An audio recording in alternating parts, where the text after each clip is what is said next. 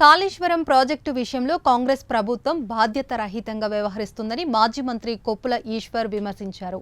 మేడిగడ్డ బ్యారేజీ నుంచి కన్నెపల్లి పంప్ హౌజ్కు 10 కిలోమీటర్ల దూరం ఉందని, అక్కడ సుమారు 6 మీటర్ల ఎత్తులో నీరు ప్రవహిస్తుందన్నారు.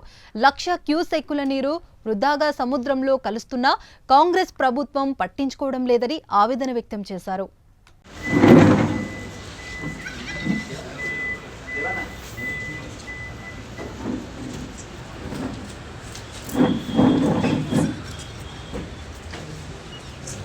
పిల్లల మీద మాట్లాడతాం. అరే ఎన్నిసార్లు చెప్తారు? అదేవిధంగా ఇలా మీ బాధ అంతా భయం అంతా ఏంది?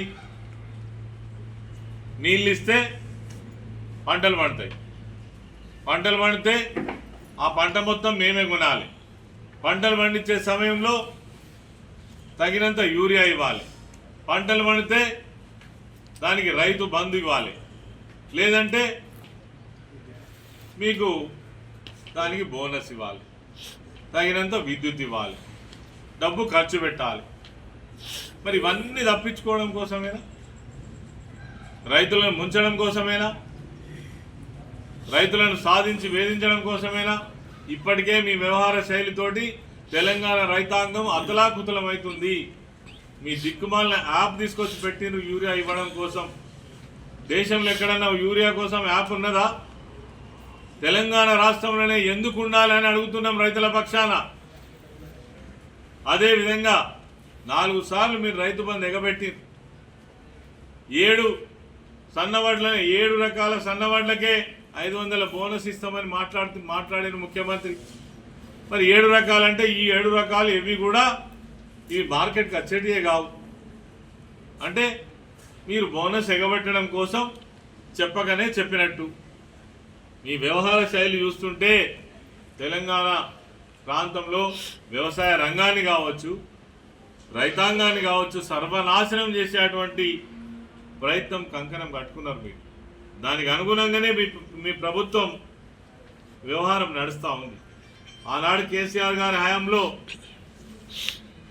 బ్రహ్మాండంగా వ్యవసాయం విలసిల్లితే, రైతులు సంతోషంగా ఉంటే, ఆత్మహత్యలు లేకుండా ఉన్నటువంటి రాష్ట్రాన్ని నిర్మాణం చేస్తే ఇలా రైతులు తల్లడిల్లే పరిస్థితి. దీనికి అంతటికి ఇక్కడ ఉన్నటువంటి చేతగాని ప్రభుత్వం, అవగాహన లేని ముఖ్యమంత్రి, అబద్ధాల కోరైనటువంటి ముఖ్యమంత్రి ఉండడం వల్లనే వీటన్నిటికి కూడా కారణం. కాబట్టి మేము ఇప్పటికీ డిమాండ్ చేస్తూ ఉన్నాం, ఏదైతే కన్నెపల్లి పంప్ హౌస్ తక్షణమే ప్రారంభం చేయాలి. వృధాగా పోతున్నటువంటి 1,00,000 క్యూసెక్కుల నీళ్లను రిజర్వాయర్లు నింపాలి, రైతాంగాన్ని ఆదుకోవాలి. ఈ వర్షాభావ సమయంలో రైతులకు రక్షణగా నిలబడాలని మేము డిమాండ్ చేస్తున్నాం. లేని పక్షంలో నిన్ననే అనౌన్స్ చేసిండు కేటీఆర్ గారు, 1,00,000 మంది రైతులతో మీ కన్నెపల్లి పంప్ హౌజ్ను ముట్టడిస్తామని. ఇది జరిగి తీరుతుంది. అట్లయినా మీ కళ్ళు తెరిపించి ఈ పంప్ హౌజ్ ఖచ్చితంగా మేము ప్రారంభం చేసే ప్రయత్నం చేస్తాం రైతుల పక్షాన. అదేవిధంగా ఇలా ఉత్తమ్ కుమార్ రెడ్డి కావచ్చు, లేదంటే సీతక్క కావచ్చు, తదితర కాంగ్రెస్ నాయకులు మాట్లాడుతున్నారు. అందులో నీళ్లు నింపితే భద్రాచలం పట్టణమే కొట్టుకపోతుందట, తర్వాత కింద చాలా ఇబ్బంది అవుతుందట. ఎవరు చెప్పారు మీకు?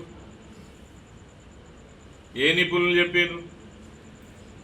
ఏ సాక్ష్యంతో మాట్లాడుతున్నావు?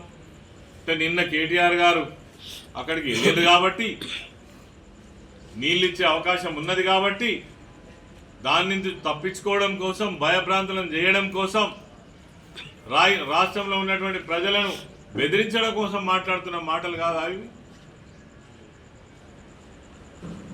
ముమ్మాటికి ఈ ప్రజలను వంచే మాటలే.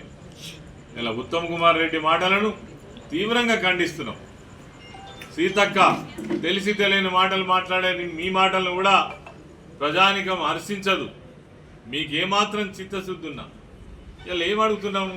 కన్నెపల్లి దగ్గర వచ్చేటువంటి ఆ నీళ్ళ దార నుంచి వచ్చేటువంటి నీళ్లు పంపు చేయమంటే నువ్వు ప్రాజెక్టు కొట్టుకపోతుంది, భద్రాచలం కూలి పట్టణం మునిగిపోద్దని మాట్లాడడంలో అర్థమేముంది అసలు? ఇక్కడ మనకు అర్థమవుతుంది క్లియర్గా. నేను అందుకే కన్నెపల్లి పంప్ హౌస్కు అన్నారం బ్యారేజ్కు 10 కిలోమీటర్ల దూరం డిస్టెన్స్లో ఉన్నది. ఈ దార మాత్రం ఇక్కడ పంప్ హౌస్ దగ్గరనే ఉన్నది. మరి పంపులు ఆన్ చేస్తే నీళ్ళు వస్తాయి. మీ ముళ్ళ ఏం పోతుంది? ఎందుకు ఆన్ చేస్తారు, ఎందుకు ఆన్ చేయరు? ఇది రైతుల యొక్క ఆవేదన. రైతుల పక్షాన మేము కూడా బీఆర్ఎస్ పార్టీ తరఫున ఇలా పెద్దపల్లి జిల్లా నుంచి డిమాండ్ చేస్తున్నాం. ఖచ్చితంగా కన్నెపల్లి పంప్ హౌస్ను తప్పకుండా పంపులు ఆన్ చేయాలి, నీళ్లు లిఫ్ట్ చేయాలి, రాష్ట్రంలో ఉన్నటువంటి రిజర్వాయర్లు చెరువులన్నీ కూడా నింపాలని మేము బీఆర్ఎస్ పార్టీ పక్షాన డిమాండ్ చేస్తూ ఉన్నాం.